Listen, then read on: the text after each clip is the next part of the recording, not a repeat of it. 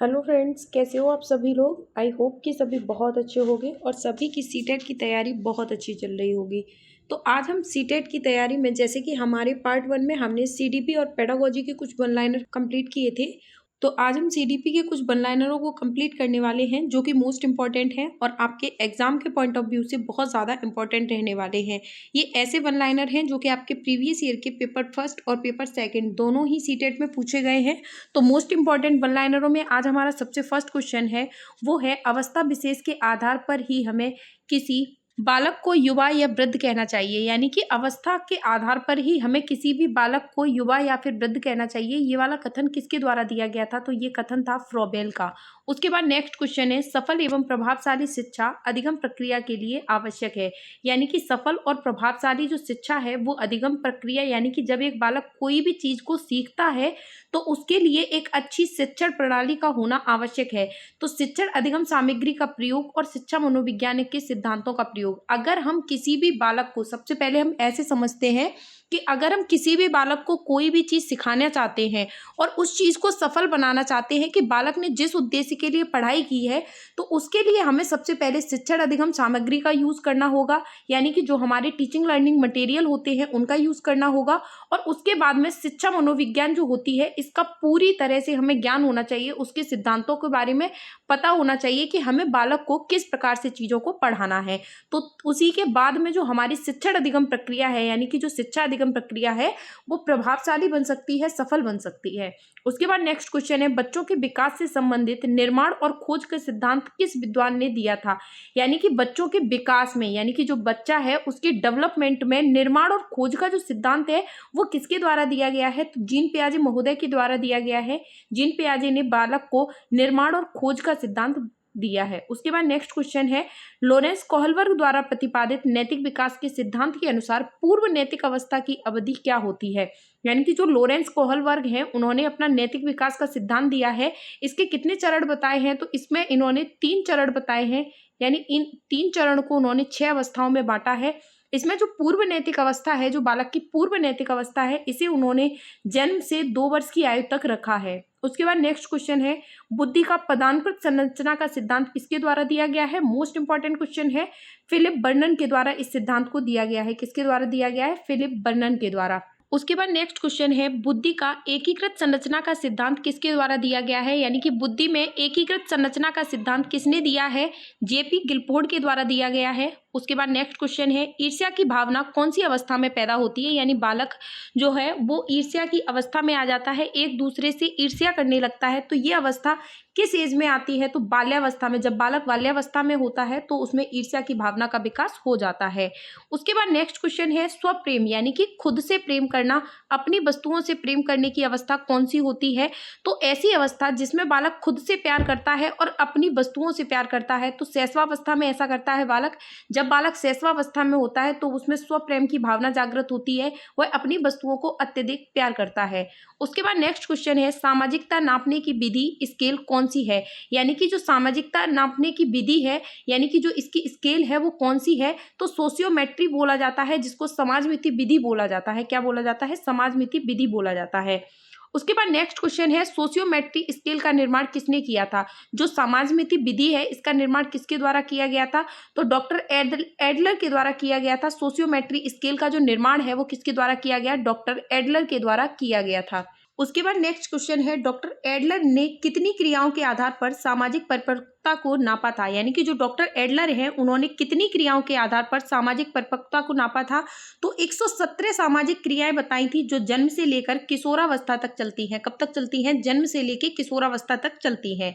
बालक मानव ध्वनि व अन्य ध्वनि में अंतर करना कब सीख जाता है? यानी कि जो एक बालक होता है वो मानव की ध्वनि में और अन्य ध्वनियों में अंतर करना कब सीख जाता है? तो एक बालक 1 माह की अवस्था में एक इंसान की ध्वनि में और अन्य कोई भी चीज, यानी कि एक बालक होता है जब 1 महीने का होता है तो कोई भी ऐसी चीज जो गिर जाती है अचानक, उसकी ध्वनि में और एक मानव की ध्वनि में, यानी कि कोई इंसान के द्वारा कोई चीज बोली जा रही उसकी ध्वनि में अंतर करना सीख जाता है। उस टाइम बालक कितना होता है? 1 माह का बालक होता है। अंतर्मुखी और बहिर्मुखी से सामाजिक विकास किसका होता है? यानी अंतर्मुखी और बहिर्मुखी में से सामाजिक विकास किसका अधिक होता है? तो जो अंतर्मुखी और बहिर्मुखी होते हैं उनमें से जो बहिर्मुखी जिनकी प्रतिभा होती है, जो बहिर्मुखी टाइप के व्यक्ति होते हैं उनका सामाजिक विकास अधिक होता है क्योंकि वो सोशल में ज़्यादा एक्टिव रहते हैं। एरिक्सन ने अपने मनोसामाजिक सिद्धांतों में जीवन काल को कितनी अवस्थाओं में बांटा है? यानी जो एरिक एरिक्सन है, जिनका पूरा नाम है एरिक एरिक्सन, इन्होंने अपने मनोसामाजिक विकास का जो सिद्धांत दिया था उसमें जीवन काल को यानी एक मानव के जीवन काल को कितनी अवस्थाओं में बांटा है? तो 8 अवस्थाओं में इनका वर्गीकरण किया गया है। नेक्स्ट क्वेश्चन है, ज्ञानात्मक विकास नकल पर आधारित न होकर खोज पर आधारित होता है। जो ज्ञानात्मक विकास होता है वो किसी भी चीज की नकल पर आधारित ना होकर किसी भी चीज को खोज कर करना यानी कि करके सीखने पर आधारित होता है। ये कथन किसके द्वारा दिया गया था? तो जीन पियाजे के द्वारा दिया गया है। किसके द्वारा दिया गया है? जीन पियाजे के द्वारा दिया गया। उसके बाद नेक्स्ट क्वेश्चन है, सामाजिक विघटन की क्रिया किसे कहते हैं? यानी कि जो सामाजिक विघटन की क्रिया होती है वो किसे कहा जाता है? तो ऐसा इंसान जो कि तनाव में है, झगड़ा या लड़ाई में शामिल है, संघर्ष आदि होते हैं, ये सारी चीजें क्या होती हैं? समाज में विघटन की प्रक्रिया होती है। अगर एक व्यक्ति तनाव में है या फिर वो झगड़े आदि कर रहा है या फिर वो किसी भी चीज में संघर्ष कर रहा है, किसी भी चीज की चुनौतियों से जूझ रहा है, तो एक प्रकार से उसका सामाजिक विघटन होना स्टार्ट हो जाएगा। मानव के अस्थायी दांत यानी कि जो दूध के दांत होते हैं कितने होते हैं? यानी एक व्यक्ति होता है जिसके अस्थायी दांतों को ही दूध के दांत बोला जाता है, तो इनकी जो संख्या होती है वो कितनी होती है?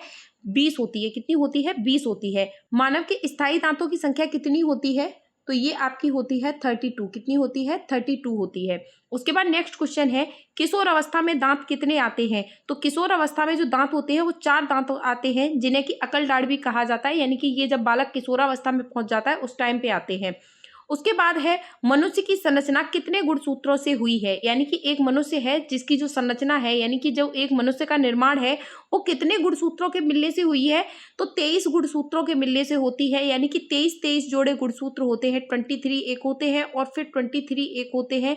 यानी ये सारे मिलाकर आपके 23 जोड़े जो गुणसूत्र होते हैं इनके द्वारा ही मनुष्य की संरचना होती है, मनुष्य का विकास होता है। उसके बाद नेक्स्ट क्वेश्चन है, लिंग का निर्धारण कौन सा जोड़ा करता है? यानी कि कौन सा व्यक्ति लड़का होगा या फिर कौन सा व्यक्ति लड़की होगी, तो इस चीज का निर्धारण कौन सा जोड़ा करता है? तो जो 23वां जोड़ा होता है, 23वां गुणसूत्र होता है, उसके द्वारा लिंग का निर्धारण किया जाता है कि ये फीमेल होगा या फिर मेल होगा। उसके बाद है, डिम्ब अवस्था कितने दिन की होती है? जो डिम्ब अवस्था होती है वो कितने दिन की होती है? तो जब बालक 14 दिन का होता है तो उसे डिम्ब अवस्था में रखा जाता है। गर्भवती महिला का वजन कितना बढ़ता है? यानी जो एक जो महिला होती है जब वो प्रेग्नेंट होती है तो उस टाइम उसका जो वेट है वो कितना एक्स्ट्रा हो जाता है, कितना लगभग बढ़ जाता है? तो 10 किलोग्राम से 12 किलोग्राम तक उसका वेट होता है वो बढ़ जाता है। यानी कि जितना वो प्रेग्नेंट होने से पहले होती है उसमें 10 से लेके 12 किलोग्राम तक का वेट होता है वो बढ़ जाता है। मनुष्य किस प्रजाति में आता है? तो जो मनुष्य है वो किस प्रजाति में आता है? होमो सेपियंस बोला जाता है कि जो मानव होता है वो होमो सेपियंस प्रजाति में आता है। उसके बाद नेक्स्ट क्वेश्चन है, जन्म के समय बालक का वजन कितना होता है? यानी एक बालक जब जन्म लेता है उस टाइम में उसका जो वेट होता है वो कितना होता है? तो 2 किलो 700 ग्राम या फिर 7 से 7.5 पाउंड होता है। यानी कि जब बालक जन्म लेता है या तो आपके ऑप्शन में 2 किलो 700 ग्राम आएगा या फिर ऐसा, मतलब ये मिनिमम होता है, इससे ज्यादा हो सकता है लेकिन इससे कम नहीं होता है। तो 2 किलो 700 ग्राम होगा जो एक स्वस्थ बालक पैदा होगा उसका वेट इसमें बताया गया है, या फिर 7.5 पाउंड तक हो सकता है। यानी 7 से लेके 7.5 पाउंड होता है, यहाँ तक बालक का वेट हो सकता है, जो कि एक बालक अगर एक प्रकार से देखा जाए तो स्वस्थ बालक है। उसके बाद नेक्स्ट क्वेश्चन है, मनोविज्ञान को एक ऐसे विषय के रूप में निश्चित आधार देने का श्रेय किसको जाता है? यानी मनोविज्ञान को एक विषय के रूप में निश्चित आधार देने का श्रेय किसको जाता है? तो विलियम जेम्स को जाता है, जो कि अमेरिका के मनोवैज्ञानिक माने जाते हैं। विलियम जेम्स के द्वारा ही मनोविज्ञान का विकास किया गया था। उसके बाद नेक्स्ट क्वेश्चन है, अमेरिका के मनोविज्ञान का जनक किसे माना जाता है? तो विलियम जेम्स को माना जाता है, जो कि अमेरिका के निवासी थे। इन्हीं के द्वारा शिक्षा मनोविज्ञान को सबसे पहले बढ़ाया गया। उसके बाद अगला क्वेश्चन है, अंधों की लिपि के जनक कौन है? यानी कि जो ब्रेल लिपि है हमारी, अंधों की लिपि को किस नाम से जाना जाता है? ब्रेल लिपि के नाम से जाना जाता है। इसके जनक कौन है? लुइस ब्रेल है, जिन्होंने अंधों के लिए लिपि बनाई थी। ये कितने बिंदुओं पर आधारित होती है? तो ये लिपि आपकी 6 बिंदुओं पर आधारित होती है। नेक्स्ट क्वेश्चन है, नर्सरी पद्धति के जनक कौन है?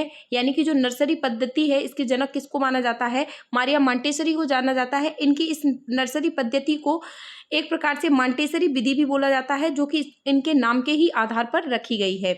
उसके बाद नेक्स्ट क्वेश्चन है, भूल एवं प्रयत्न का सिद्धांत किसके द्वारा दिया गया है? जो भूल एवं प्रयत्न का सिद्धांत है या फिर भूल और प्रयास का सिद्धांत है, ये किसके द्वारा दिया गया है? तो थॉर्नडाइक के द्वारा दिया गया है। भूल और प्रयत्न का सिद्धांत किसने दिया है? थॉर्नडाइक महोदय ने दिया है।